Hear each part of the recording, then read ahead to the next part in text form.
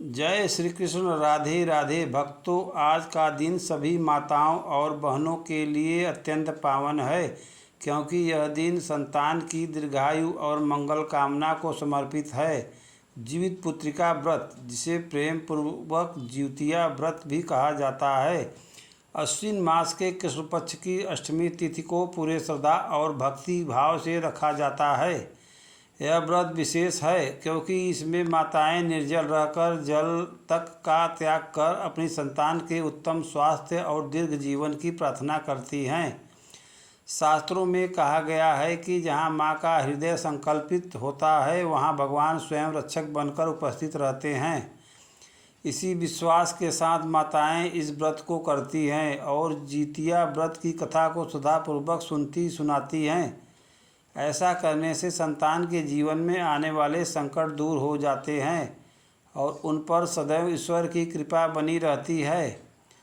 भगवान भोलेनाथ ने भी माता पार्वती को जितिया व्रत का महात्म्य सुनाया है और यह बताया है कि यह जितिया व्रत क्या है और इसे करने से कौन सा फल प्राप्त होता है। इसे सुनने से भी जितिया व्रत पूर्ण होता है और जितिया माता प्रसन्न होकर स्त्रियों को सदा पुत्रवती रहने का आशीर्वाद देती हैं।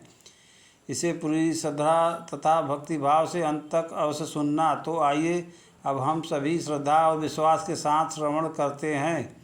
जीवित पुत्रिका व्रत की पौराणिक कथा। एक बार नैमिषारण्य के निवासी ऋषियों ने संसार के कल्याण हेतु सूत जी से पूछा, हे सूत जी, कली काल यानी कलयुग में लोगों के बालक का किस तरह दीर्घायु होंगे, कृपया बताइए। सूत जी बोले, जब द्वापर का अंत हुआ और कलयुग का आरंभ हुआ, उसी समय बहुत सी शोकाकुल स्त्रियां आपस में बैठकर विचार करने लगी कि क्या इस कली काल में माता के जीवित रहते भी पुत्र मर जाएंगे। जब वे आपस में कोई सूचित निर्णय न कर सकी तो वे गौतम ऋषि के पास परामर्श हेतु गई।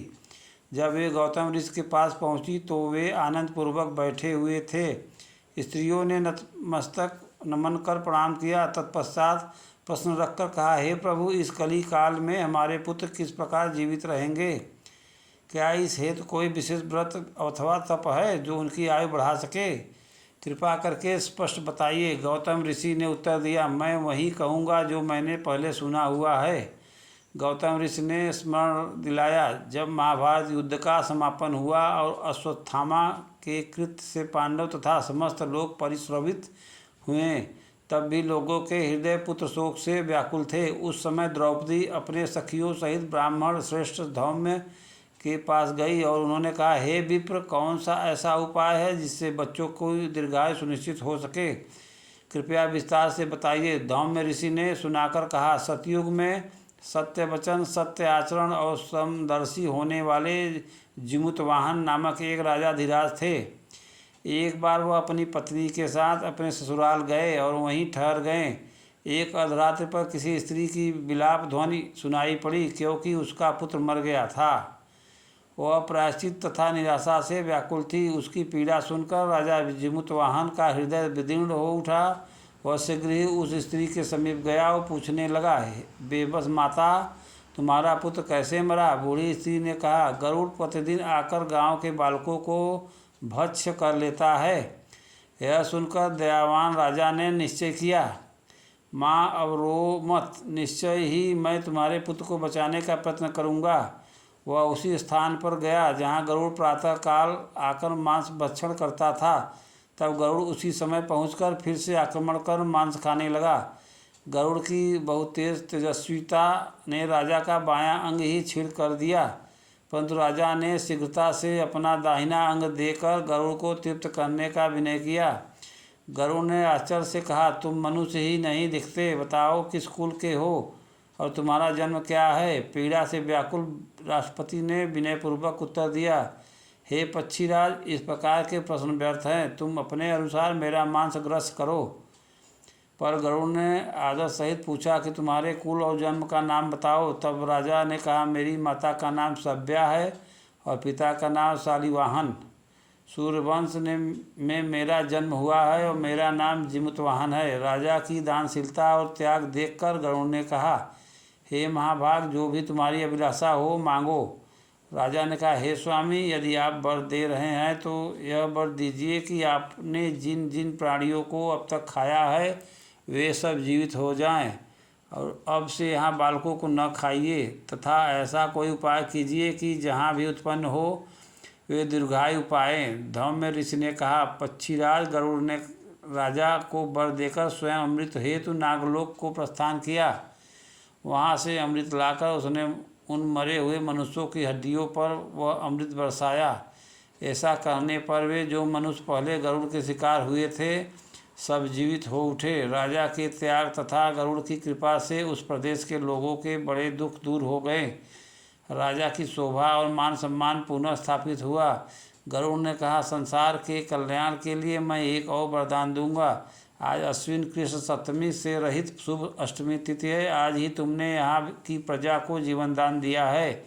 अब से यह दिन ब्रह्म भाव हो गया है। वहीं जो मूर्ति भेद से विविध नामों से विख्यात है और त्रैलोक्य से पूजित है, दुर्गा जिसे अमृत प्राप्ति के अर्थ में जीवित पुत्रिका कहा गया, उसकी उपासना इस तिथि पर की जानी चाहिए। जो स्त्रियां इस जीवित पुत्रिका की पूजा कर कुश की आकृति बनाकर विधिवत आराधना करेंगी, उनका सौभाग्य तथा वंशोत्थान दिनों दिन बढ़ेगा। गरुड़ ने परमार्श्य प्रकट करते हुए कहा, हे महाराज, इस विषय पर अधिक विचार करने की आवश्यकता नहीं। यह प्रण अल्प में बड़ा फलदायी है। तदंतरम वे सभी उपस्थित पुरुष और नारी समस्त कथा सुनकर प्रमाणित हुए कि व्रत का विधान इस प्रकार है। सप्तमी विधि अष्टमी, अर्थात यदि सप्तमी की विधि सहित अष्टमी आए तो उस दिन व्रत न करें। शुद्ध अष्टमी को व्रत रखें और नवमी को पारण करें। यदि इस नियम का कड़ाई से पालन न किया गया तो फल नष्ट हो सकता है और सौभाग्य भी विघटित हो जाएगा। इसी प्रकार गौतम, धौम्य, जिमतवाहन और गरुड़ की करुण कथा सुनाकर उन स्त्रियों को यह मार्गदर्शन दिया गया कि इस अष्टमी का व्रत मनोयोग से करने पर पुत्रों की रक्षा और दीर्घायु सुनिश्चित होगी।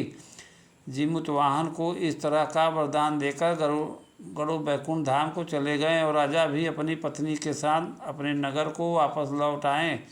धौम्य द्रौपदी से कहते हैं, हे देवी, मैंने यह अतिशय दुर्लभ व्रत तुम्हें बताया है। इस व्रत को करने से बच्चे दीर्घायु होते हैं। हे देवी, तुम भी पूर्वोक्त विधि से यह व्रत और दुर्गा जी का पूजन करो तो तुम्हें अभिलाषित फल प्राप्त होगा। मुनिराज धौम्य की बात सुनकर द्रौपदी के हृदय में एक प्रकार का कौतूहल उत्पन्न हुआ और उसने पूर्वजनी स्त्रियों को बुलाकर उनके साथ यह उत्तम व्रत किया। गौतम जी ने कहा, यह व्रत और इसके प्रभाव को किसी एक चील से ने सुन लिया और अपनी सखी सियारिन को बतलाया। इसके बाद पीपल वृक्ष की शाखा पर बैठकर उस चील ने और उस वृक्ष के खोते में बैठी सियारिन ने भी व्रत किया। फिर वही मादा चील किसी उत्तम ब्राह्मण के मुख से यह कथा सुनने लगी और पीपल के खोते में बैठी हुई अपनी सखी सियारिन को सुनाने लगी। सियारिन ने आधी कथा सुनी थी, उसे भूख लग गई और वह उसी समय शव से भरे हुए शमशान में पहुंच गई। वहाँ उसने इच्छा भर मांस का भोजन कर लिया और चील बिना कुछ खाए पिए रह गई। जब सवेरा हुआ तो वह गौशाला में गई और वहाँ गाय का दूध पिया।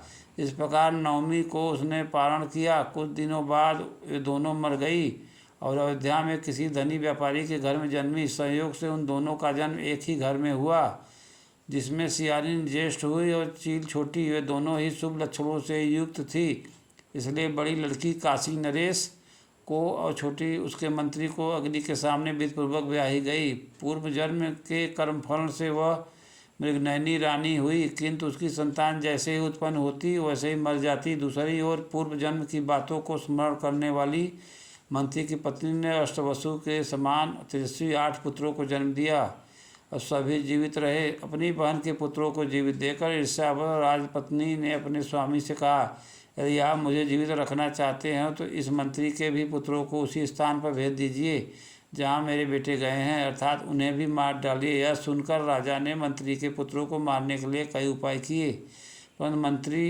पत्नी ने जीवित पुत्रिका के पुण्य बल से उन्हें बचा लिया। एक दिन राजा ने अपने आदमियों से उन पुत्रों के सिर कटवाकर एक पिटारी में रखवाए और वह पिटारी मंत्री पत्नी के पास भेज दी, किंतु वे 8 सिर बेशकीमती जवाहरात बन गए और वे 8 पुत्र भले चंगे अपनी माता के पास वापस लौट आए। उनको जीवित देखकर राजपत्नी को बड़ा विस्मय हुआ। अंत में वह मंत्री की पत्नी के पास आई और बोली, बहन, तुमने ऐसा कौन सा पुण्य किया है जिससे बार बार मारे जाने पर भी तुम्हारे पुत्र नहीं मरते। इस पर मंत्री की पत्नी ने उत्तर दिया, हे राजरानी, पूर्व जन्म में मैं चील थी और तुम सियारिन थी। हमने साथ साथ जीवित पुत्रिका का व्रत किया था, किंतु तुमने व्रत के नियमों का भलीभांति पालन नहीं किया और मैंने किया था। इसी दोष से तुम्हारे पुत्र जीवित नहीं रहते। अब भी यदि तुम यह व्रत करोगी तो तुम्हारे पुत्र दीर्घायु होंगे। मैं तुमसे सच सच कह रही हूँ। उसके कथानुसार रानी ने व्रत किया और तभी से उसके कई पुत्र सुंदर और दीर्घायु होकर बड़े बड़े राजा बने। सूत जी कहते हैं, सब प्रकार का आनंद देने वाला यह दिव्य व्रत मैंने बताया है। स्त्रियां यह चिरंजीवी संतान चाहती हो तो विधिपूर्वक यह व्रत अवश्य करे। प्रेम से बोलिए जिमुतवाहन भगवान की जय। अब आइए श्रवण करते हैं चील और सियारिन की जिउतिया व्रत कथा। नर्मदा नदी के पास कंचनवटी नामक नगर था। वहाँ के राजा का नाम मलय केतु था।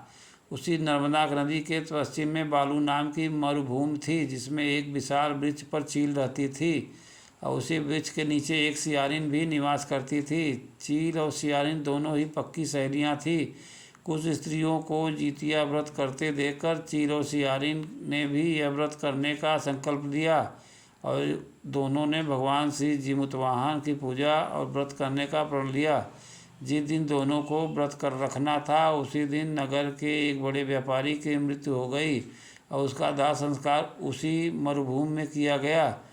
मुर्दा देखकर सियारिन को भूख लगने लगी और वह खुद को रोक नहीं पाई, जिसके कारण उसका व्रत टूट गया। परंतु चील ने स्वयं पर संयम रखा और पूरी श्रद्धा व नियम से अपना व्रत पूरा किया। सियारिन ने मुर्दा खाया था, इसलिए उसका व्रत खंडित हो गया। वह मुर्दा घाट से एक हड्डी उठाकर अपने मांद में ले आई और रात को धीरे धीरे खाने लगी। तब चील ने उसे पूछा, हे सियारिन बहन, तुम क्या खा रही हो? मुझे कटकट की आवाज़ आ रही है। इस पर सियारिन ने झूठ बोलते हुए कहा, हे चील बहन, मैं क्या बताऊं, दिन भर से भूखी हूँ और रात में भी भूखा रहना पड़ता है। मैं करवट बदल रही हूँ, इसलिए मेरी हड्डियाँ कटकटा रही है। मैं कुछ खा थोड़े ही रही हूँ। यह सुनकर चील ने विश्वास कर लिया और सोचा कि संभव है बहन सत्य ही बोल रही हो। इस प्रकार सुबह हो गई और चील ने विधिपूर्वक अपना पारण किया। चील ने व्रत पूरा किया था, इसलिए उसके बच्चे जीवित हुए और वह उनके साथ आनंदपूर्वक रहने लगी। परंतु सियारिन ने व्रत भंग कर हड्डी खा ली थी, इसलिए उसके पुत्र मर गए। कुछ समय बाद दोनों की मृत्यु हो गई और अगले जन्म में दोनों सहेलियां पुत्री रूप में ब्राह्मण परिवार में जन्मी। उनके पिता का नाम भास्कर था। चील बड़ी बहन बनी, जिसका नाम शिलावती रखा गया और उसका विवाह बुद्धसेन नामक पुरुष से हुआ। सियारिन छोटी बहन बनी, जिसका नाम कपूरावती रखा गया। उसका विवाह कंचनवटी नगर के राजा मलयकेतु से हुआ। भगवान जिमुतवाहन की कृपा से शिलावती को 7 पुत्र प्राप्त हुए, जो बड़े होकर राजा के दरबार में सेवा करने लगे। लेकिन कपूरावती के पुत्र जन्म लेते ही मर जाते थे। जब शिलावती के 7 पुत्र बड़े हुए और दरबार में सम्मानित हुए, तब कपूरावती के मन में ईर्ष्या उत्पन्न हुई। उसने राजा से कहकर शिलावती के 7 पुत्रों के सिर कटवा दिए और पिटारी में भरकर उनकी माता को भेज दिया। किंतु भगवान जिमुतवाहन ने मिट्टी से उनके सिर बनाकर उन्हें पुनः जोड़ दिया और उन पर अमृत छिड़क दिया, जिससे 7 भाई जीवित हो उठे और घर लौट आए। जब पिटारी खोली गई तो उसमें फूल निकले। यह देखकर कपूरावती आश्चर्यचकित हो गई और व्याकुल होकर शिलावती के घर पहुंची। वहां 7 पुत्रों को जीवित देखकर वह स्तब्ध रह गई और बेहोश हो गई। होश आने पर उसने अपनी बड़ी बहन से सब कुछ स्वीकार किया। तब शिलावती को भगवान जिमुतवाहन की कृपा से अपने पूर्व जन्म की सारी बातें याद आ गई और उसने अपनी बहन कपूरावती को सत्य बताया। यह सुनकर कपूरावती पुनः बेहोश हो गई और मृत्यु को प्राप्त हुई। राजा ने उसकी अंत्येष्टि उसी वृक्ष के नीचे की जहाँ वे दोनों पूर्व जन्म में रहती थी।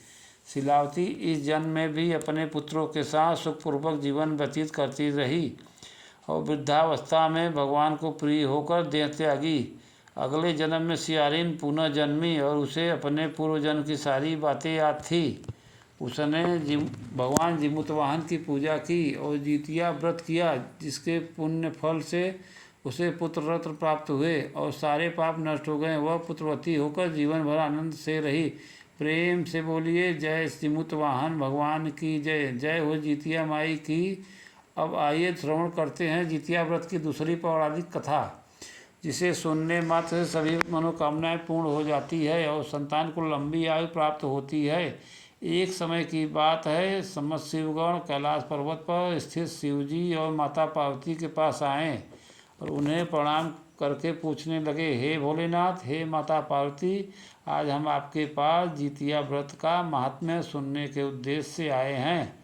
यह जितिया व्रत क्या है और इसे करने से कौन सा फल प्राप्त होता है? आज हमने पृथ्वी लोक पर विचरण करते समय एक आश्चर्यजनक घटना देखी कि एक बूढ़ी स्त्री अपने गोद में अपने जवान पुत्र का अमृत शरीर लेकर विलाप कर रही थी। तभी उसने जितिया माँ को सौगंध दी कि उसने सच्चे मन से जितिया का व्रत किया है तो उसका पुत्र जीवित हो जाए।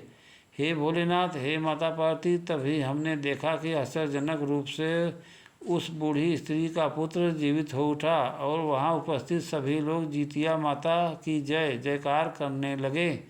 शिवजी ने कहा, हे मेरे प्रिय गणों, आज तुम सबने संसार के कल्याण के उद्देश्य से जितिया व्रत के उत्तम महात्म्य को सुनने की इच्छा प्रकट की है। इस महात्म को सुनने मात्र से लोगों के संपूर्ण पाप भस्म हो जाते हैं। इस व्रत को सुनने वाला कभी दरिद्र नहीं होता। इसे सुनने से ही जितिया व्रत पूर्ण होता है और जितिया माता प्रसन्न होकर स्त्रियों को सदा पुत्रवती रहने का आशीर्वाद देती हैं। तो आज मैं तुम्हें जितिया व्रत की उत्तम कथा सुनाने जा रहा हूँ। इसे पूरी श्रद्धा तथा भक्ति भाव से अवश्य सुनना। तब समस्त शिवगण शिव पार्वती जी के संवाद को सुनने लगे। प्रेम से बोलिए जिमुतवाहन भगवान की जय। जितिया माई की जय। दो बहनों थी, एक का नाम मंगला, दूसरी का नाम सुमंगला था। दोनों का भाग्य अलग अलग था। मंगला गरीब और बहुत दुखी रहती थी, जबकि सुमंगला अमीर थी और हमेशा सुखी रहती थी। दोनों एक ही गांव में रहती थी। मंगला सुमंगला के घर में काम करती थी, सफाई करती, खाना बनाती। जो बचा खुचा खाना होता वहीं उसे मिल जाता, उसी से उसका घर चलता। समय बीतता गया, दोनों के बच्चे हुए। मंगला को 2 पुत्र और सुमंगला को 2 पुत्र हुए। जब जितिया का व्रत आया तो दोनों बहनों ने मिलकर व्रत रखा। व्रत के दिन मंगला ने सुमंगला के घर चावल फटके। उसने चावल का जो कूड़ा खुर्दा निकला वहीं अपने लिए रख लिया और अच्छे चावल सुमंगला को दे दिए। फिर मंगला ने साग चना चुना, बढ़िया पत्तियाँ सुमंगला के लिए रखी और डंठल अपने लिए ले आई। उसने सुमंगला के घर में खाना पकाया और बचा हुआ खुर्दा चावल वह डंठल घर ले जाकर बच्चों को खिलाया और खुद भी खाई। रात को आधी रात में एक बूढ़ी अम्मा उसके घर आई और दरवाज़ा खटखटाया। मंगला ने दरवाज़ा खोला, पूछा, अम्मा आप कौन हैं और इतनी रात में किस लिए आई हैं? बुढ़िया बोली, बेटा मुझे बहुत भूख लगी है, कुछ खाने को दे दो। मंगला बोली, हम बहुत गरीब हैं, आज मैंने खुर्दी का चावल और डंठल का साग बनाया है, क्या आप खाएंगी? बुढ़िया बोली, हाँ क्यों नहीं, मुझे जो भी दोगी मैं खा लूँगी। मंगला ने वही खाना उन्हें परोस दिया। भोजन के बाद बूढ़ी अम्मा बोली, मुझे रात के अंधेरे में दिखाई नहीं देता, मैं घर कैसे जाऊंगी? मंगला बोली, कोई बात नहीं, आप यहीं सो जाइए, सुबह चली जाइएगा। थोड़ी देर बाद बूढ़ी अम्मा बोली, बेटा मुझे दीर्घ शंका लगी है, कहाँ करूँ? मंगला बोली, मेरे घर में बाथरूम नहीं है, आप कोने में कर लीजिए। बूढ़ी अम्मा ने पूछा, भर भर करूँ या छर छर? मंगला नींद में थी, बोली, भर भर कर दीजिए, मैं सुबह साफ़ कर दूंगी। फिर बूढ़ी अम्मा बोली, बेटा मैं अपने हाथ कहाँ साफ़ करूँ? मंगला बोली, आप मेरे सिर पर हाथ साफ़ कर लीजिए। सुबह जब मंगला नदी में स्नान करने गई तो उसके सिर से गिरता पानी सोने का बन गया। सभी महिलाएं यह देखकर चकित रह गईं। मंगला जब घर लौटी तो देखा कि उसके घर में कोने कोने में सोना बिखरा है। वह समझ गई कि रात में भगवान जीमूतवाहन स्वयं रूप बदलकर उसके घर आए थे और आशीर्वाद दे गए। अब मंगला धनवान हो गई और उसने सुमंगला के घर जाना बंद कर दिया। दूसरे वर्ष जब व्रत आया तो सुमंगला ने भी वही किया। उसने अच्छे चावल फेंक दिए और खुर्दी अपने लिए रख ली, साग की पत्तियां फेंक दी और डंठल रख लिए। रात को उसके घर भी बूढ़ी अम्मा आई और भोजन मांगा। सुमंगला ने खुर्दी चावल और डंठल का साग परोस दिया। बूढ़ी अम्मा बोली, मुझे दृढ़ शंका लगी है, कहाँ करूँ? सुमंगला बोली, वहीं कोने में कर लीजिए। जब अम्मा ने पूछा, भर भर करूँ या छर छर, तो सुमंगला को याद नहीं आया कि मंगला ने क्या कहा था। उसने कह दिया, छर छर कर दीजिए। फिर अम्मा ने पूछा, अपने हाथ कहाँ साफ करूँ? सुमंगला बोली, मेरे सिर पर साफ कर लीजिए। सुबह हुई तो सुमंगला का पूरा घर गंदगी से भरा पड़ा था और उसके सिर में भी गंदगी लगी थी। वह दुखी होकर मंगला के पास गई और बोली, तुमने मुझसे झूठ कहा और मेरा घर गंदा करवा दिया। मंगला बोली, तुमने गलती की है, मेरे पास कुछ नहीं था, इसलिए मैंने सच्चे मन से पूजा की और भगवान जीमूतवाहन ने कृपा की। तुम्हारे पास सब कुछ होते हुए भी तुमने लालच किया, इसलिए तुम्हें यह फल मिला। सुमंगला को अपनी गलती का पछतावा हुआ। वह रोते हुए अपने घर लौट गई। प्रेम से बोलिए, जय हो जितिया माता की, जय हो जीमूतवाहन भगवान की। जिस प्रकार आपने मंगला को आशीर्वाद दिया उसी प्रकार सबको देना और जैसा फल सुमंगला को मिला वैसा किसी को ना। प्रेम से बोलिए, जय श्री हरि विष्णु, हर हर महादेव। ऐसे ही और रोचक और आध्यात्मिक वीडियो लेकर चैनल को सब्सक्राइब कर ले। दोस्तों, आपको ये कथा कैसी लगी कृपया कमेंट करके ज़रूर बताएं।